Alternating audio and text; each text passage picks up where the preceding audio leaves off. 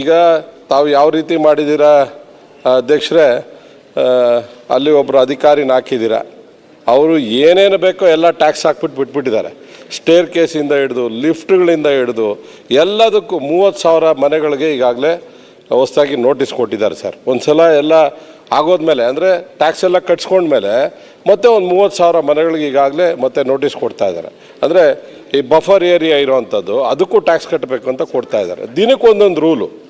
ಈ ಗ್ರೇಟರ್ ಬೆಂಗಳೂರು ರೂಲಾ ಇದು ಅಥವಾ ಹಳೆ ಮಹಾನಗರ ಪಾಲಿಕೆ ರೂಲಾ? ನಿಜವಾಗ್ಲೂ ಯಾರಿಗೂ ಅರ್ಥ ಆಗ್ತಾ ಇಲ್ಲ. ಏನಾದರೂ ಒಂದು ಕ್ಲಿಯರ್ ಮಾಡಿ. ಆಮೇಲೆ ನೀವು ಗ್ರೇಟರ್ ಬೆಂಗಳೂರು ಅಂತ ಮಾಡ್ತಾ ಇದ್ದೀರಾ, ಅದಕ್ಕೆ ನಾವೆಲ್ಲರೂ ಕೂಡ ಹಿಂದೆ ಸ್ವಾಗತ ಹೇಳಿದ್ವಿ. ನೀವೇನು ಹೇಳಿದ್ರಿ, ಬೇರೆ ಬೇರೆ ಬೆಂಗಳೂರಿಗೆ ಸಂಬಂಧಪಟ್ಟಂಥ ಹೊಸ ಏರಿಯಾಗಳನ್ನೆಲ್ಲ ನಾವು ಸೇರಿಸ್ಕೋತೀವಿ, ಮತ್ತು ಹೆಚ್ಚು ಆದಾಯ ಬರೋಂಥ ಏರಿಯಾಗಳನ್ನ ನಾವು ಸೇರಿಸ್ಕೋತೀವಿ ಅಂತ ಹೇಳಿದ್ರಿ. ಈಗ ಅದೇನು ಕಾಣಿಸ್ತಾ ಇಲ್ಲ. ಯಾವುದು ಒಂದು ಹಳ್ಳಿನೂ ಸೇರಿಸಲ್ಲ, ಯಾವ ಏರಿಯಾನೂ ಸೇರಿಸಲ್ಲ ಅಂತ ಹೇಳ್ತಾ ಇದ್ದಾರೆ. ನಮ್ಗೆ ಅದ್ರ ಬಗ್ಗೆ ಕ್ಲಾರಿಟಿ ಇಲ್ಲ. ನಾವು ದಿನಕ್ಕೊಂದು ಬಿಲ್ ತಂದು ಗ್ರೇಟರ್ ಬೆಂಗಳೂರು ಬಗ್ಗೆ ಈ ರೀತಿ ಚರ್ಚೆ ಆದರೆ ಸರಿ ಆಗಲ್ಲ. ಮತ್ತು ಅಲ್ಲಿ ಮಹಾನಗರ ಪಾಲಿಕೆ ಸದಸ್ಯರಿಲ್ಲ. ಈಗ BBMPಯಲ್ಲಿ 4-5 ವರ್ಷದಿಂದ ಇಲ್ಲ ಸರ್. ಅಟ್ಲೀಸ್ಟ್ MLAಗಳ ಜೊತೆ ಆದರೂ ಕಮಿಷನರ್ದು ಸಭೆ ಆಗಬೇಕು, ನಮ್ಮ ಮಿನಿಸ್ಟ್ರ್ ಜೊತೆ ಸಭೆ ಆಗಬೇಕಾಗಿತ್ತು. ಒಂದು ಸಭೆನೂ ಆಗಲ್ಲ ಸರ್. ಪಾಪ ಅವರು ವಿಧಾನಸೌಧದಲ್ಲಿ ಕರೆದಿದ್ರು, ಇಡೀ ಬೆಂಗಳೂರು ವಿಷಯ ಮಾತಾಡಿದ್ವಿ, ಹೋದ್ವಿ. ಇವತ್ತವರೆಗೂ ಕೆಲವೆಲ್ಲ ಇಂಪ್ಲಿಮೆಂಟೇ ಆಗಿಲ್ಲ. ಅದರಿಂದ ಎವ್ರಿ ಮಂತು ಅಲ್ಲಿ ಏನಾದರೂ ಸಮಸ್ಯೆಗಳಿದ್ರೆ, ಕಾಯ್ದೆ ತರಬೇಕಂದ್ರೆ ಅಥವಾ ಇನ್ನೇನಾದರೂ ಇಂಪ್ಲಿಮೆಂಟ್ ಮಾಡಬೇಕಂದ್ರೆ ಮಹಾನಗರ ಪಾಲಿಕೆ ಸದಸ್ಯರು ಇದ್ದರೂ ಆಗ. ಈಗ ಇಲ್ಲ. ಬೆಂಗಳೂರು MLAಗಳನ್ನಾದ್ರೂ ಜೊತೆ ಇಟ್ಕೊಂಡು ಒಂದು ಸಭೆ ಆಗಿದೆಯಾ ಕಮಿಷನರ್ ಜೊತೆ? ಅದೂ ಇಲ್ಲ ಸರ್. ಏನೂ ಕ್ಲಾರಿಟಿ ಇಲ್ಲ ಸರ್. ಈ ಖಾತಾ ಅಂತ ಮಾಡಿದ್ದಾರೆ, ಅದು ಎಷ್ಟು ಕಷ್ಟ ಅನುಭವಿಸ್ತಾ ಇದ್ದಾರೆ ಅಂತ ಎಲ್ಲರಿಗೂ ಕೂಡ ಗೊತ್ತಿದೆ, ಅವ್ರಿಗೂ ಸೇರಿ ಈ ಖಾತಾ ವಿಷಯ. ಮತ್ತು ಕರೆಂಟ್ ಬೇರೆ ಕೊಡ್ತಾ ಇಲ್ಲ ಎಲ್ಲೂ. ಈ 30-40 ರಿಲ್ಯಾಕ್ಸ್ ಮಾಡಲಿಲ್ಲ ಅಂದರೆ ಸರ್ ನಿಜವಾಗ್ಲೂ ನಿಮ್ಮ ಸರ್ಕಾರಕ್ಕೆ ಜನ ಚೀಮಾರಿ ಆಗ್ತಾರೆ ಸರ್. ದಯವಿಟ್ಟು ಇದನ್ನು ನೀವು ಬೇಕಂದರೆ ಸರ್ವೆ ಮಾಡಿಸಿ. ನಮ್ಗೆ ಗೊತ್ತಿದೆ, ಸುಪ್ರೀಂ ಕೋರ್ಟ್ ಆರ್ಡ್ರು ಎಲ್ಲ ಗೊತ್ತಿದೆ. ಏನಾದರೂ ಒಂದು ರಿಲ್ಯಾಕ್ಸೇಷನ್ ತನ್ನಿ ಸರ್. ನಿಜವಾಗ್ಲೂ ಇಲ್ಲಾಂದರೆ ನಿಮಗೆ ಅವರು, ನೀವು ಬೇಕಂದರೆ ನಿಮ್ಮ ಕಾರ್ಯಕರ್ತರ ಕೈಯಲ್ಲಿ ಒಂದು ಸರ್ವೆ ಮಾಡಿಸಿ ಸರ್. ಶಾಪ ಆಗ್ತಾ ಇದ್ದಾರೆ ಸರ್ ಎಲ್ಲರೂ. 30-40 ಬಿಲ್ಡಿಂಗು ಕೂಡ ನೀವು ಕರೆಂಟ್ ಕೊಡಲಿಲ್ಲ ಅಂದರೆ ಹೇಗಾಗ್ಬೋದು ಸರ್? ಆಮೇಲೆ ಆ OC ವಿಷಯ ಸರ್, ಆ OCದು ಏನಾದರೂ ಒಂದು 30-40-40-60ಗಾದರೂ ಒಂದು ರಿಲ್ಯಾಕ್ಸೇಷನ್ ಕೊಡಿ ಸರ್. ತುಂಬ ಜನ ಬಡವರಿದ್ದಾರೆ. ಅಲ್ಲ, ಈ ಬಿಲ್ಲುದು ಅಷ್ಟೇ ಸರ್. ಗ್ರೇಟರ್ ಬೆಂಗಳೂರು ದಿನ ಒಂದೊಂದು ತಂದರೆ ಜನಕ್ಕೆ ಅರ್ಥ ಆಗೋದು ಹೇಗೆ? ಈ ಬಿಲ್ಲಲ್ಲೂ ಕೂಡ ನಮಗೆ ರಿಯಲಾಗಿ ಕ್ಲಾರಿಟಿ ಇಲ್ಲ ಸರ್. ನೀವು ಏನೋ ಕೇಳ್ಕೊತಾ ಇದ್ರಿ ಅಧಿಕಾರಿಗಳನ್ನ, ನಮಗೇನು ಅಷ್ಟೊಂದು ನಮಗೂ ಕ್ಲಾರಿಟಿ ಕಾಣಿಸ್ತಾ ಇಲ್ಲ. ಯಾರನ್ನ ನೇಮಕ ಮಾಡ್ಕೊಳ್ಳೋದಕ್ಕೆ ಏನು ಮಾಡ್ಕೋತೀರಾ ಏನು ಅಂತ ಅರ್ಥ ಆಗ್ತಾ ಇಲ್ಲ. ಸ್ವಲ್ಪ ಸವಿರವಾಗಿ ಮಾತಾಡೋಂಥ ಸಂದರ್ಭದಲ್ಲಿ ಇದ್ರ ಬಗ್ಗೆ ಹೇಳಿ ಸರ್. ಸನ್ಮಾನ್ಯ ಅಧ್ಯಕ್ಷರೇ, ಗ್ರೇಟರ್ ಬೆಂಗಳೂರಿನ ತಿದ್ದುಪಡಿ ವಿಧೇಯಕನ ಮಾನ್ಯ ಉಪಮುಖ್ಯಮಂತ್ರಿಗಳು ಮಂಡಿಸಿದ್ದಾರೆ. ನಾವು ಗ್ರೇಟರ್ ಬೆಂಗಳೂರೇ ಬೇಡ ಅಂತ ವಾದ ಮಾಡಿದ್ವಿ, ಅದಾಗಲಿಲ್ಲ. ಅಂತಿಮವಾಗಿ ಅವ್ರಿಗೇನು ಆಸೆ ಇತ್ತು ಉಪಮುಖ್ಯಮಂತ್ರಿಗಳು ತೀರಿಸ್ಕೊಂಡಿದ್ದಾರೆ. ಸಮಸ್ಯೆ ನಾವು ಬೆಂಗಳೂರನ್ನ 5 ಭಾಗ ಮಾಡಿದ್ದಲ್ಲ ಅಧ್ಯಕ್ಷ. ಈಗ ಒಂದೊಂದು ಕ್ಷೇತ್ರನ 2 ಭಾಗ 3 ಭಾಗ ಮಾಡಿಬಿಟ್ಟಿದ್ದಾರೆ. ನಿಮ್ಮ ಉಳ್ಳಾಲ ಕ್ಷೇತ್ರ ಅರ್ಧ ನಾರ್ತು, ಅರ್ಧ ವೆಸ್ಟು. ನನ್ನ ಕ್ಷೇತ್ರನೂ ಹಾಗೆ ಮಾಡಿದ್ದಾರೆ. ದಾಸಹಳ್ಳಿ ವಿಧಾನಸಭಾ ಕ್ಷೇತ್ರದಲ್ಲಿ ಅರ್ಧ ಕ್ಷೇತ್ರನ ಬೆಂಗಳೂರು ನಾರ್ತ್ ಕಾರ್ಪೊರೇಷನ್, ಇನ್ನರ್ಧ ಕ್ಷೇತ್ರನ ಬೆಂಗಳೂರು ವೆಸ್ಟ್ ಕಾರ್ಪೊರೇಷನ್. ನಾವು ಯಾರ ಹತ್ರ ಕೆಲಸ ಮಾಡಿಸ್ಕೊಬೇಕು ಅಧ್ಯಕ್ಷ? ಈಗಾದರೆ ಏನಾದರೂ ಒಂದು ಕ್ಷೇತ್ರ ಒಂದು ಕಡೆ ಇದ್ದರೆ ಎಲ್ಲಾದರೂ ಒಂದು ಕೆಲಸ ಕಾರ್ಯ ಮಾಡಿಸ್ಕೊಬೋದು. 2 ಕಡೆ ಹೋಗ್ಬೇಕು ನಾವು. ಅದು ಬೇರೆ ಯಾವುದೂ ಮಾಡಲಿಲ್ಲ. ಎಲ್ಲ BJP ಶಾಸಕರದೆ. 5 ಕ್ಷೇತ್ರನೂ BJP ಶಾಸಕರದೆ. ಗ್ರೇಟರ್ ಬೆಂಗಳೂರು ಆಯಿತು. ಈಗ ಇನ್ನೂ ಅದಕ್ಕೆ ಕಾನೂನು, ಕೋರ್ಟು, ಕಚೇರಿ ಎಲ್ಲ ಇದೆ. ಈಗ ಸ್ಥಳೀಯ ಸಂಸ್ಥೆಗಳಲ್ಲಿ ಬಂದಾಗ ಮೇಯರೇ ಸುಪ್ರೀಮು, ಆ ಕೌನ್ಸಿಲೇ ಸುಪ್ರೀಮು. ಮುಖ್ಯಮಂತ್ರಿಗಳು ಅದಕ್ಕೆ ಹೆಡ್ ಆಫ್ ದಿ ಡಿಪಾರ್ಟ್ಮೆಂಟ್ ಅಂದರೆ ಹೆಂಗಾಗ್ತದೆ ಅಧ್ಯಕ್ಷ? ಮೇಯರೇ ಹಾಕಬೇಕು. ಕೌನ್ಸಿಲಲ್ಲಿ ನಿರ್ಣಯ ಆಗತಕ್ಕಂಥದ್ದೇ ಸುಪ್ರೀಂ. ಆವಾಗ ಸ್ಥಳೀಯ ಸಂಸ್ಥೆ ಚುನಾವಣೆ ಆದಮೇಲೆ ಮೇಯರೇ ಪ್ರಥಮ ಪ್ರಜೆ. ಅದನ್ನು ಈಗ ಎಲ್ಲರಿಗೂ ಗೊಂದಲ ಇದೆ. ಮಾನ್ಯ ಉಪಮುಖ್ಯಮಂತ್ರಿಗಳು ಅದ್ರ ಬಗ್ಗೆ ಕರೆಕ್ಟಾಗಿ ಕ್ಲಾರಿಟಿ ಕೊಡಬೇಕು. ಮತ್ತು ಏನು ಹೊಡೆದಿದ್ದೀರ ಕ್ಷೇತ್ರಗಳನ್ನ ಯಾವ ಥರ ಒಂದು ಸೇರಿಸಿ, ವೆಸ್ಟ್ಗಾದರೂ ಸೇರಿಸಿ, ನಾರ್ತ್ಗಾದ್ರೂ ಸೇರಿಸಿ, ನಿಮ್ಮ ಸಂತೋಷ, ನಾವು ಅಡ್ಡ ಬರಲ್ಲ. 2 ಭಾಗ ಮಾಡಬೇಡಿ ಒಂದೊಂದು ಕ್ಷೇತ್ರನ.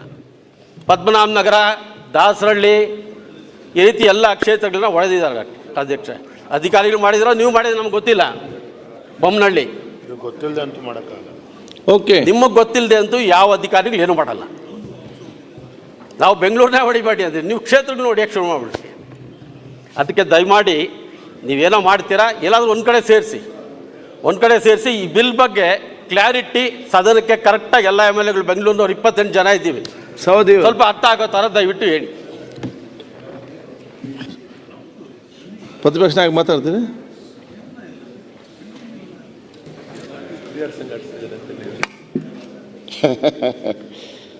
ಸನ್ಮಾನ್ಯ ಅಧ್ಯಕ್ಷರೇ, ನಾನು ಮೊನ್ನೆ RCB ನಡೆದಾಗ ಸನ್ಮಾನ್ಯ DK ಶಿವಕುಮಾರ್ ಅವರು ಕನ್ನಡ ಬಾವುಟವನ್ನು ತೆಗೆದುಕೊಂಡು ಆ ಪ್ಲೇಯರ್ಸ್ ಕೊಟ್ಟು ನಾವು ಕನ್ನಡ ಕನ್ನಡ ಕನ್ನಡ ಅಂತ ಹೇಳಿದರು.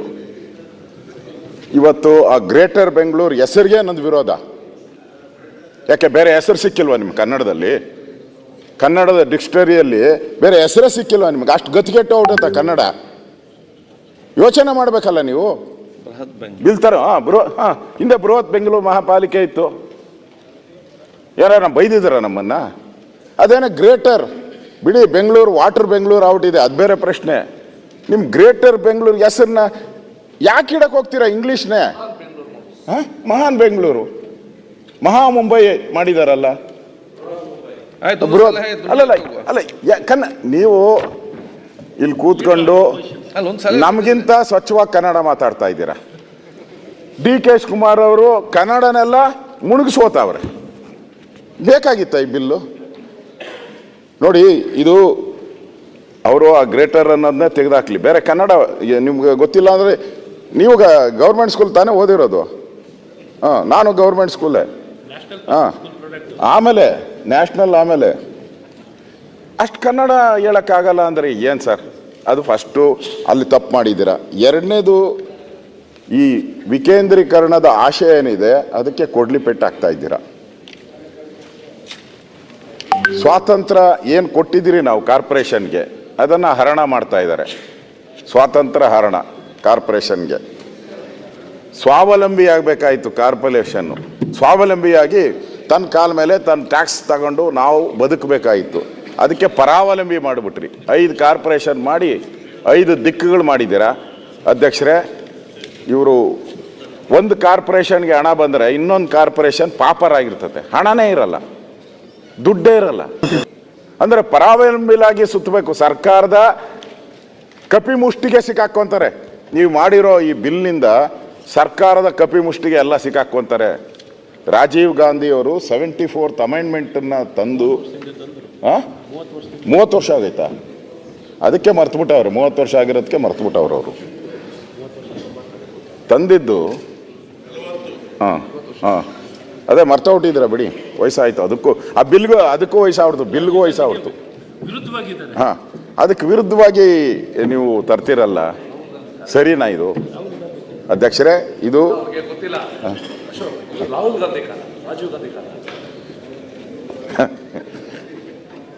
ಯಾವ ಕಾಲನೋ DK ಶಿವಕುಮಾರ್ ಅವ್ರಿಗೆ ಬಿಲ್ ಬಗ್ಗೆನೇ ನಾನು ಮಾತಾಡೋದು. ಅಧ್ಯಕ್ಷರೇ, ನಾನು ಹೇಳೋದು ಬಿಲ್ ಬಗ್ಗೆನೇ. ಇದು ಅಧಿಕಾರ ವಿಕೇಂದ್ರೀಕರಣದ ಕೊಲೆ ಮಾಡ್ತಾ ಇದ್ದಾರೆ ಇವರು. ಶಿವಕುಮಾರ್ ಇವತ್ತು ಅಧಿಕಾರ ಬರುತ್ತೆ, ನೀವೇ ಗಾದೆಗಳು ಹೇಳ್ತಾ ಹೇಳ್ತೀನಿ, ಗಾದೆಗಳನ್ನ ಎಲ್ಲ ಅಧಿಕಾರ ಹೋದ್ಮೇಲೂ ನಾವೇನು ಮಾಡಿದ್ದೀರಿ ಅನ್ನೋದು ಮಾತ್ರ ಉಳಿಯೋದು. ನೀವು ಅದನ್ನ ಹೇಳ್ತೀರಾ ಸಾಕ್ಷಿ ಗುಡ್ಡೆ. ಆ ಹೆಜ್ಜೆ ಗುರುತನನ್ನ ಬಿಟ್ಟು ಹೋಗ್ಬೇಕು ನೀವು. ಈ ಕಾರ್ಪೊರೇಷನ್ನಲ್ಲಿ ಬೆಂಗಳೂರಿನ ನಮ್ಮ ರಾಮಲಿಂಗಾರೆಡ್ಡಿ ಅವರು ಕೊರಗ್ತಾನೆ ಇರ್ತಾರೆ, ನನಗೆ ಸಿಕ್ಕಬೇಕಾಯಿತು. ಆಯಿತು, ನೀವು ಬಂದಿದ್ದೀರಾ, ಓಕೆ. ನಿಮ್ಮ ಒಂದು ಹೆಜ್ಜೆ ಗುರುತು ಬಿಟ್ಟು ಹೋಗ್ಬೇಕಲ್ಲ. ಇಲ್ಲಿ ಬೆಂಗಳೂರಿಗೆ ನೀವು ಈ ಒಳ್ಳೇದು ಮಾಡ್ತೀರಿ ಅನ್ನೋ ಒಂದು ಹೆಜ್ಜೆ ಗುರುತು ಬಿಟ್ಟು ಹೋಗ್ಬೇಕು. ಅಲ್ಟಿಮೇಟಾಗಿ ಅಧ್ಯಕ್ಷರೇ, ನಾನು ಹೇಳೋದು, ನೀವು ತಂದಿದ್ದೀರಲ್ಲ, ಇದರಿಂದ ಬೆಂಗಳೂರು ಜನತೆಗೆ ಏನು ಲಾಭ? ಇಷ್ಟೇ. ಇದರಿಂದ ಬೆಂಗಳೂರು ಜನತೆಗೆ ಏನು ಲಾಭ? ಓಕೆ, ಇದು ವಿಕೇಂದ್ರೀಕರಣ ಅಲ್ಲ, ಇದು ಒಂದು ರೀತಿ ವಿಕೇಂದ್ರೀಕರಣ ಆಗಿಲ್ಲ. ಇದು DK ಶಿವಕುಮಾರ್ ಅವರು ಇಲ್ಲಿ ಬೆಂಗಳೂರು ಇನ್ಚಾರ್ಜ್ ಆಗಿದ್ದಾರೆ ಅನ್ನೋ ಒಂದೇ ಒಂದು ಕಾರಣಕ್ಕೆ ಕೇಂದ್ರೀಕರಣ ಮಾಡ್ತಾ ಇದ್ದಾರೆ ಅಷ್ಟೇ.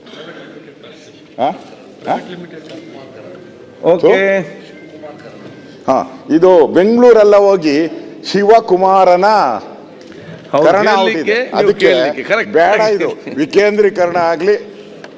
ನೀವು ಒಳ್ಳೆ ಹೆಜ್ಜೆ ಗುರುತುಗಳನ್ನು ಹಾಕಿ ಈ ಬಿಲ್ಲಲ್ಲಿ ಯೋಚನೆ ಮಾಡಿ ತರ್ತಾ ಇದ್ದೀರಾ, ಯೋಚನೆ ಮಾಡಿ. ನಿಮ್ಮ ಮೆಜಾರಿಟಿ ಇದೆ, ಪಾಸ್ ಮಾಡ್ತೀರಾ, ಅದು ಬೇರೆ ಅಲ್ಲ. ನೀವು ಹೆಜ್ಜೆ ಗುರುತುಗಳನ್ನು ಹಾಕ್ತಾ ಇದ್ದೀರಿ, ಒಳ್ಳೆ ಹೆಜ್ಜೆ ಗುರುತುಗಳನ್ನು ಹಾಕಿ. ಈ ಬಿಲ್ಲು ಒಳ್ಳೇದಲ್ಲ ಸಮಾಜಕ್ಕೆ, ದಯವಿಟ್ಟು ವಾಪಸ್ ತಗೊಳ್ಳಿ. ರಿಜ್ವಾನ್ ಹೇಳಿ ಮಾತಾಡಿ. ನೆಕ್ಸ್ಟ್ ಸನ್ಮಾನ್ಯ ಅಧ್ಯಕ್ಷರೇ, ಬಹುಶಃ ಇವತ್ತಿನ ಈ ಅಮೆಂಡ್ಮೆಂಟ್, ಸಣ್ಣ ಅಮೆಂಡ್ಮೆಂಟು ಸನ್ಮಾನ್ಯ ಉಪಮುಖ್ಯಮಂತ್ರಿಗಳಾದಂಥ ಡಿ ಕೆ ಶಿವಕುಮಾರ್ ಅವರೇನು ಮೂವ್ ಮಾಡಿದ್ದಾರೆ, ಇದು ಇಟ್ಸ್ ಎ ಕ್ಲಾರಿಫಿಕೇಟ್ರಿ ಅಮೆಂಡ್ಮೆಂಟ್ ಥರ. ಯಾವ ಸರ್ಕಾರದ ಉದ್ದೇಶ ಸ್ಥಳೀಯ ಸಂಸ್ಥೆಗಳ, ಸಿಟಿ ಕಾರ್ಪೊರೇಷನ್ಗಳ ಕಾರ್ಯವಿಧಾನದಲ್ಲಿ, ಅಡ್ಮಿನಿಸ್ಟ್ರೇಷನ್ನಲ್ಲಿ ಹಸ್ತಕ್ಷೇಪ ಆಗಬಾರ್ದು ಅಂತ ನಿಮ್ಮ ಎಲ್ಲರ ಉದ್ದೇಶ ಇದ್ದಿದ್ದು. ಕನ್ಫ್ಯೂಷನ್ ಆಗಬಹುದು in the way the state